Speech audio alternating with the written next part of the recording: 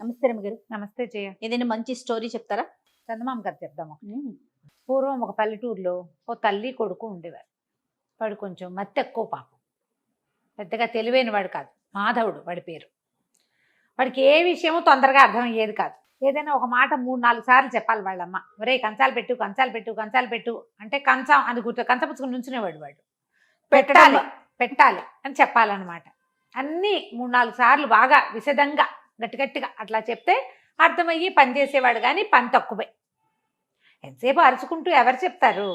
ఏదో చెప్పింది చెప్పేది, లేనిది లేదు. అలా మా పిల్లాడికి మతి లేదని వాళ్ళు ఊళ్ళో వాళ్ళంతా వాడిని ఎక్కిరిచ్చేవాళ్ళు. సామాన్యంగా ఉండేవాడు. సామాన్యమైన కుర్రాడు. ఒక 19-20 ఏళ్ళు, 22 అలా వచ్చి ఏం పని చేయకపోతే ఆ పిల్లాడిని ఏం పోషిస్తుంది? చింతపిల్లాడిలాగా ఇంత తిండ కదా వాడు. శుభ్రంగా తిండి కావాలి. ఇది చేయలేదు వాళ్ళమ్మ. పాపం ఏదో ఆ పని ఈ పని చేస్తూ కొన్ని చోట్ల వాడితో బలవంతంగా పని చేపిస్తూ ఎట్లాగొట్లాగా అట్లా మేనేజ్ చేసేది. అయితే ఏమైంది, ఒరే వంట చేరుకు అయిపోయింది, పొయ్యిలో కట్టెలేవు, కట్టెలు కొట్టుకురారా అని 10 సార్లు చెప్పింది. చాలాసార్లు చెప్పాక ఇక ఒకరు పూటంతా ఇచ్చేసి మంచి ఎండవేళ భుజాన్ని గొడ్డలు వేసుకుని ఓ ముద్ద అన్నం తిన్నాక వెళ్ళాడు. అన్నం తిన్నాడు, గొడ్డలు భుజాన్ని వేసుకుని అడవిలోకి పోయాడు. పోయేసరికల్లా ఏమైంది, ఒక చోట వాడు వెళ్తూ ఉంటే ఎవరో ముగ్గురు పడుకుని కనిపించారు. చెట్లు దూరంగా ఉన్నాయి, వీళ్ళు ఎండలో పడుకున్నారు. ఓకే. అయ్యయ్యో వీళ్ళు పడుకున్న చోట ఎండ పడుతోంది, వాళ్ళు చెట్టు కింద పడుకోలేదు ఎందుకు అని ఊహించలా వాడు. వీళ్ళ మొహాల మీద ఎండ పడుతోందని ఏం చేశాడు, ఈ గొడ్డలతో పాటు ఒక చిన్న కత్తి ఉంటుంది వీళ్ళకి. ఏంటంటే కంచె ఏదైనా చెట్టు ఎక్కడైనా ఇరుక్కుందనుకో, ఈ కమ్మ కత్తి అంటారు, వంపుగా ఉంటుంది అర్ధచంద్రాకారులు, అది పెట్టి లాగితే కొంకి కత్తి, అది లాగితే వస్తుంది. ఆ కొంకి కత్తి పెట్టి చుట్టూతో ఉన్న 4-5 చెట్ల తాలూకు అంతంత కొమ్మలు కొట్టి కొమ్మలు నరుకొచ్చి వీళ్ళు పడుకున్న చోట వీళ్ళ మొహాల మీద ఎండ పడకుండా పాతిపెట్టాడు. వాడికి ఆ బ్రెయిన్ ఉంది, మామూలు పనులు లేవు కానీ ఈ తెలివి ఉంది. అయితే వాళ్ళకి మొహం మీద ఎండ పడకుండా నీడ పడేసరికి మెలకు వచ్చింది. ముగ్గురు కళ్ళు తెరిచి చూశారు. ఎవర్రా అబ్బాయి నువ్వు, ఏమిటి ఇవన్నీ ఎందుకు పాతిపెట్టావు అని అడిగారు. మీ మొహం మీద ఎండ పడుతోంది, పడుకున్నారు కదా, పాపం ఎండ పడకుండా చేస్తే మీరు హాయిగా పడుకుంటారని పెట్టానన్నాడు. అనేసరికల్ ఎంత మంచివాడివిరా నువ్వు ఏదనుకుంటే అది అవుతుంది పో అన్నారు. అనేసరికల్ వీడికి ఓసారి చెప్తే అర్థం కాదు కదా, వాళ్ళు ఏదో చెప్పారు అనుకున్నాడు. వీడి దారిని విడిపోయాడు. ఆ కొమ్మలు ఈ చెట్లు ఇవి అవి మొత్తానికి నరికాడు. పెద్ద మోపయింది.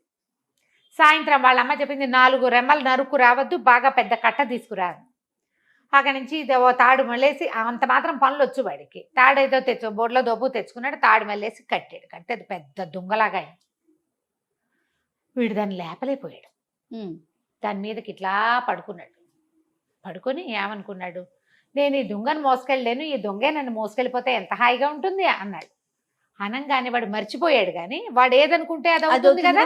దొంగ రయ్యమని లేచింది. వీడు నిర్ఘాంత పడితే లేచి వచ్చేస్తుంది.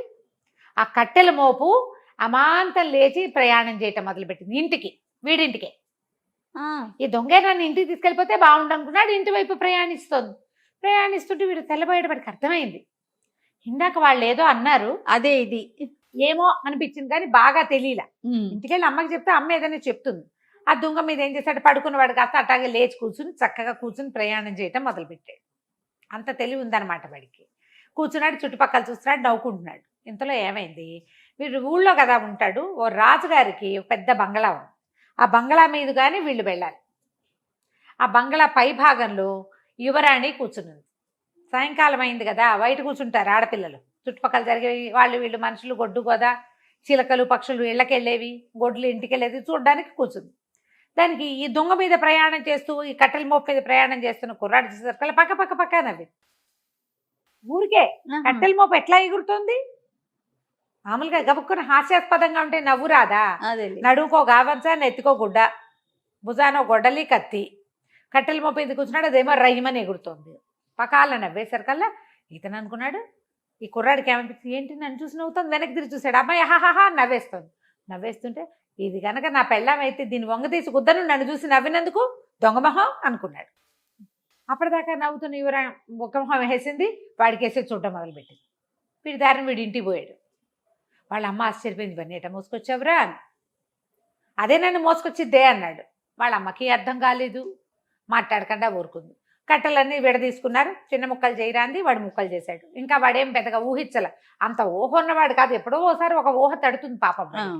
ఇంతలో ఏమైంది, ఈ యువరాణి బిక్కమొహం వేసుకుని అటు వాడు వెళ్ళిపోయిన వైపే చూస్తూ కూర్చుంది. నిట్టూర్పులు విడుస్తోంది. ఇక చిలకత్తలు చెప్పారు, ఇందాక దాకా నవ్వుతూనే ఉందండి, ఉన్నట్టుండి అమ్మాయి గారు ఎవరి మీదైనా మనసు పడిందేమో అట్లా బిక్కమొహం వేసుకుని దిగాలుగా చూస్తుంది అనుకున్నారు. రాజుగారికి చెప్పారు. చెప్తే రాజు అన్నాడు, పిల్లకి పెళ్ళిడు వచ్చింది, ఎవరినైనా చూసి మగవాళ్ళని చూసి ముచ్చట పడింది, ఒక కుర్రవాడిని ఎవరినైనా చూసి అనేసరికల్లా, సరే అమ్మాయి నీకు పెళ్లి చేస్తానంటే నేను ఎవరిని చేసుకోను నాన్న, ఆ దొంగ మీద ఉన్న అబ్బాయిని చేసుకుంటా అనగానే రాజుగారు తెలబెట్టి, దొంగ మీద ఉంటావేమిటమ్మా అంటే, ఒక కట్టెల మోపు దాని మీద ఒక అబ్బాయి కూర్చున్నాడు, ఆ అబ్బాయి నచ్చాడు నాన్న అనగానే రాజుగారి కోపం వచ్చింది. వాడెవడు దిక్కుమాలిన వాడో పరిపాలన వాడెవడో వాడిని తీసుకుంటానంటుంది ఏమిటి అంటే, సరే ఏమన్నారు మంత్రులు వాళ్ళు కేకలేశారు. అదేంటి మహారాజా అట్లా కాదండి, ఏదో రాజా మహారాజా వాళ్ళ పటాలు చూపిస్తావు, ఏ పటం చూపించినా ఆ అమ్మాయి కాదంటుంది, వీడిని కాదు నేను ప్రేమించింది అంటుంది. మనకున్నదా ఒక్క పిల్ల, ఎవరినైనా రాజా మహారాజా అని పిలిచి చేసామనుకోండి, ఈ రాజ్యం తీసిపోయి వాళ్ళ రాజ్యంలో కలుపుతారు. అదే మన ఊర్లో కుర్రాడే ఎవడో అయితే వాడిని రాజుని చేస్తే మన ఇంట్లోనే ఉంటుంది మన పిల్ల, మన దేశస్తుడే మనకు రాజు అవుతాడు. ఈ పాయింట్ బాగుందనుకుని మంత్రులు సామంతులు తర్వాత సైన్యాధిపతి అందరూ బలపరిచారు. మన ఊళ్ళో కుర్రాడైతే ఓ పని చేద్దాం, మన ఊళ్ళో యంగ్ అండ్ ఎనర్జెటిక్ పెళ్ళిడికి వచ్చిన కుర్రాళ్ళందరినీ రమ్మందాం భోజనానికి, వాళ్ళందరినీ చూపిద్దాం పిల్లకి, ఏ కుర్రాడో అది చెప్తుంది చేసుకుందాం అనుకున్నారు.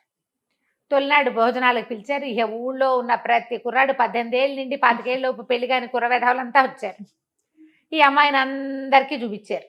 అదే అమ్మాయే చూసింది అందరినీ, ఎవ్వరూ కాదండి. భోజనాలు అయిపోయినాయి. రాజుగారు చాలా విసుక్కున్నాడు, ఇదేమిటి మొత్తం కుర్రాళ్ళందరూ వచ్చారు, వీళ్ళు అక్కడ సెన్సెస్ తీశారు ఎవరెవరి ఇళ్లలో ఉన్నారు, ఇక మిగిలింది ముష్టి వాళ్ళే, వాళ్ళు కూడా ఒకళ్ళిద్దరిలో వచ్చారు. ఆయనకు చాలా కోపం వచ్చేసింది. మళ్ళీ మంత్రి గారు చాలా బతిలాడాడు, పెళ్ళేమో ఇది దిగాలుగా అయిపోయి పాడైపోతుంది, మనకున్నది ఒక్క పిల్ల కదా, ఇక ముందు ఇప్పుడు ఈ పిల్లకి 18 ఏళ్ళు వచ్చినాయి, ఇంకో పిల్లాడో పిల్ల పుడతారో పుట్టరో రాజుగారికి, అట కాదండి నా మాట వినండి, ఇంకోసారి మళ్ళీ కిందసారి రాని వాళ్ళంతా మళ్ళీ రండి అని మళ్ళీ చాటింపేశారు. ఈ చాటింపు ఈ మాధవుడు వాళ్ళ అమ్మ విన్నది. వాడు విన్న కూడా వినల, వాడికి అసలు అయ్యగా ఓసారి వింటే వాడు బుర్రకెక్కదు. వాళ్ళ అమ్మంది, ఒరే ఒరే వెళ్ళరా వెళ్ళరా, ఏం చక్క కనీసం రాజకుమార్తె నన్నెందుకు పెళ్లి చేసుకుంటుందే అన్నాడు. పెళ్లి కోసం కాదురా, శుభ్రమైన తిండైనా తినొస్తావు కదా, మనమేముంది ఏదో కూర అనుకుంటాం, చారు పోసుకుంటాం, మజ్జిగ పోసుకుంటాం, గంజన్నం తింటాం, మనం పచ్చడి గంజే మన బతుకు. చక్కగా షడ్రసోపేతంగా పెడతారు కదా. రాజుగారి ఇంట్లో భోజనం చేసి వచ్చిన కుర్రాళ్ళంతా ఇవాళ మొన్నటి భోజనం ఇవాళ దాకా తేరుస్తూనే ఉన్నారు. వెళ్ళు వెళ్ళు అని కొడుకుని ప్రోత్సహించింది. వీడు చింపిరి గుడ్డలతో జీపు జుట్టుతో ఉన్నాడు, అలాగే పోయాడు. వాడికి దేహాభిమానం లేదు, అవధూత వాడు. వెళ్ళిపోయాడు. వెళ్ళేసరికల్లా ఆ రాజకుమార్తె చుట్టూ చూసి వీడిని నేను ప్రేమించాను అనగానే రాజు తల్లిపోయాడు. అయ్యయ్యో ఇదేమిటి వీడు ఇట్ట ఉన్నాడు, వాడి చింపిరి గుడ్డలు జీబుతల వెర్రి వెధవల్లే ఉన్నాడు, వాడికి పిలిచినా కూడా పలకటం లేదు, ఇంత మతిలేని వెధవని ప్రేమించానంటుందేంటి పిల్ల. యువరాణి వీడిని గనక పెళ్లి చేసుకోకపోతే చచ్చిపోతాను నాన్నగారు నేను అని చెప్పేసి. రాజు ఇంకేం చెయ్యాలో తెలియలా. సరే అని గుండు మండిపోయింది. మంత్రి మీద సామంతుల మీద అందరి మీద కోపం వచ్చింది ఆయనకి. పెళ్ళే కదా, శాస్తి చేస్తాను మీ ఇద్దరికి, చేసేస్తాను పెళ్ళి అన్నాడు. తర్వాత రేపొద్దున ఈ దౌర్భాగ్యుడు సింహాసనం ఎక్కుతాడని ఊహించుకుంటే ఆయనకు ఒళ్ళు దురదలు చేస్తున్నాయి పాపం. సరే పెళ్ళికి ఒప్పేసుకుంటారు, పెళ్ళి అన్నారు. వీడికి మంచి బట్టలు కట్టించారు, పెళ్లి చేశారు. పెళ్లి చేసిన రోజు సాయంకాలం రాజుగారి ప్లాన్ ఏంటంటే, ఒక పీపాలో రాకుమార్తెని వీడిని పెట్టి సముద్రంలో పారేద్దాం, తన కూతురు వాళ్ళకి ఎందుకు మరి ఇప్పుడు దౌర్భాగ్యుడిని పెళ్లి చేసుకుంటానన్న పాడు కూతురు నాకెందుకు, దీన్ని రాణిని చెయ్యాలి, రేపొద్దున వాడిని రాజుని చెయ్యాలి, రాజు రాణి లేకపోతే పీడా పోయేది అంటే రాసి పెట్టున్న మొగుడు అని పాట పాడాడు మంత్రి గారు. ఆ రాసి పెట్టున్న తనం ఏంటో చూద్దాం, బతికి బాగుంటే వస్తారు లేకపోతే లేదు, ఈ మతలేని వెధవా ఈ శృతి లేని పాట ఈ పిల్లది అని చెప్పేసి సరే పెళ్లి చేస్తా. పెళ్లి అయిపోయింది. పెళ్లి అయిపోయాక వీళ్ళని పీపాలో కూర్చోబెట్టి సముద్రంలో దింపేస్తారనే విషయం యువరాణి చెలికత్తలకి తెలిసిపోయింది. వాళ్ళు ఏం చేశారు, అయ్యో అయ్యో యువరాణి ఆకలికి ఆగలేదు, ఓ పని చేద్దామని ఆ పీపాలో కూర్చోబెట్టేటప్పుడు పీపాలో దింపారు. వీళ్ళని దింపగానే ఓ ఇంత మూట తినుబండారాల మూట ఎత్తి ఒళ్ళోకి విసిరేశారు. పీపా సీల్ చేసేసి సముద్రంలో పడేశారు. అది కూడా అటు తీసుకుపోయారు, ఒక చోట ఎక్కడ పడవెక్కించి తీసుకుపోయి ఆ పడవలో కూర్చోబెట్టి సముద్రంలోకి తోసేసే యువరాణి ఏడవటం మొదలుపెట్టింది. అయ్యో అయ్యో నిన్నెందుకు చేసుకోవాలనిపించిందో నాకు తెలీదు, ఇప్పటికి కూడా నువ్వే నా భర్తవని నాకు తోస్తోంది, ఎందుకు అసలు నువ్వు దొంగ మీద ఎలా ఎగిరేవు, నువ్వు నాకు ఎందుకు కనపడ్డావు, ఈ బతికేమిటి అనేసరికల్లా వీడు ఏమన్నాడు, నేను నన్ను ఎందుకు పెళ్లి చేసుకున్నావో నాకు తెలియదు, మా అమ్మ భోజనానికి వెళ్ళమంటే వచ్చాను అంతే నేను అన్నాడు. అనేసరికల్లా సరే తినుబండారాలు తిందామా అన్నాడు. అనేసరికి అమ్మాయి అంది, ఇక ఇవి తింటే మాత్రం ఏం బతుకుతాం మనం, వీటికి ఈ పీపాపుకి కంతలు ఉంటే గానీ గాలి లోపలికి రాదు, బతకం. కంతలు కనుక ఉన్నాయా నీళ్లు కూడా లోపలికి వస్తాయి, బతకం. ఇక బతికేదేముంది అని వలవలా ఏడ్చింది. చచ్చిపోతాం, నువ్వు పని అయిపోయింది, అనవసరంగా నీ బతుకు నువ్వు రోడ్డు మీద అయినా బతికేవాడివి, వృధాగా నీ మీద ఎందుకు మనసు పడ్డానో తెలియకుండా నేను నిన్ను కూడా చంపేస్తున్నానంటే అప్పుడు ఈ కుర్రాడికి జ్ఞాపకం వచ్చింది. మరే ఒకరోజు ఆ దొంగ నేను మీద ఎగిరాను చూడు, ఆ రోజు పొద్దున ఒక 3 పెద్దవాళ్ళు అక్కడ కనపడ్డారు.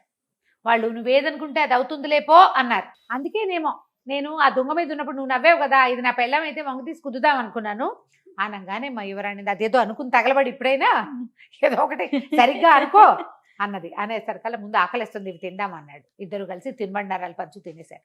తిన్నాక మనల్ని రక్షించడానికి ఒక పడవ, ఒక నావ, ఒక ఓడ ఎవరైనా రావాలి. దీనికి చిల్లులు పడితే చచ్చిపోతాం, చిల్లు లేకపోయినా చచ్చిపోతాం. చిల్లులు కాదు, ఈ తేలుతున్న పీపాను చూసి ఎవరైనా పడవాడు ఒక ఓడవాడు వచ్చి మన ఎక్కించుకోవాలి అన్నది. అనగానే ఈ కుర్రాడు ఏమన్నాడు, సరే ఒక ఓడ ఎవరైనా మమ్మల్ని రక్షించడానికి వస్తే బాగుండు అనుకోగానే బాయమని పెద్ద చప్పుడు వినపడింది. ఓ పడవ వాళ్ళు, అదేదో దేశం వాళ్ళు పడవ మీద ప్రయాణం చేస్తూ వెళ్తూ, అంటే ఇప్పుడు సామాన్లు అప్పట్లో ఇవి ఉండేవి కదా, వ్యాపారస్తుల పడవ ఏదో తేలుతోంది ఏమిటో చూసి ఆ పీపాని దగ్గరికి లాగారు. వాళ్ళు ఏమనుకున్నారు, ఎవరో దినుసులు పట్టుకెళ్తుంటే పీపా పడిపోయి ఉంటుంది, ఏదైనా తినుబండారాలు ఉంటాయని చూస్తే అందులోంచి పిల్లాడు పెళ్లి కూతురు పెళ్లి కొడుకు వేషాల్లో బయటకు వచ్చారు. బయటికి రాగానే సరే వాళ్ళేమన్నారు, వేగు లోపలికి ఎక్కించుకున్నారు. వీళ్ళకి ఏదో కాస్త మంచినీళ్ళు తాగడానికి ఇచ్చారు. ఎక్కడ దిగుతారు అని అడిగారు. అడిగితే ఏదో ఒక లంకలో దింపేయండి అంది రాకుమార్తె. ఇప్పుడు వెనక్కి వెళ్తే తండ్రి ఏం చేస్తాడు, అవును లంకలో దింపేయంగానే యువరాణింది, నువ్వు తెలివిగా ఆలోచించు, ఎక్కువ ఆలోచించుకోక, మనకి ఇక్కడ ఒక ఇల్లు వాకిలి పనివాళ్ళు అందరూ కావాలని కోరుకో. అంటే ఒక రాజభవనము నిండా పనిచేసేందుకు పనివాళ్ళు, మంత్రి సామంతులు అందరూ కావాలి అని కోరుకున్నాడు. పెద్ద బిల్డింగ్ వచ్చింది ఆ లంక మీద. ఒక 2-3 మంత్రులు వాళ్ళు వచ్చారు. మహారాజా వచ్చారా అనుకుంటూ. ఓహో అన్నీ కుదిరినాయి, బాగానే ఉంది. అమ్మాయింది, నువ్వు మాత్రం ఆలోచించొద్దు, నేనే చెప్తాను.